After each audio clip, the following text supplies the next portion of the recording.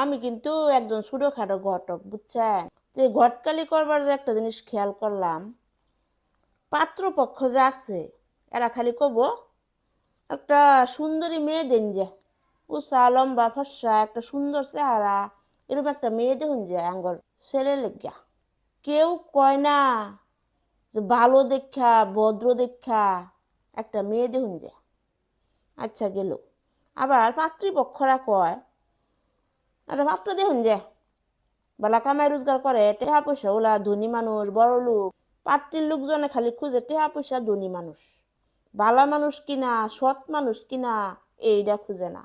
আর পাত্রপক্ষ খালি খুঁজে সুন্দরী।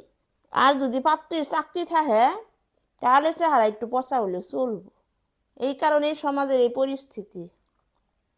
আমি ঘটক হিসাবে খুবই চিন্তিত।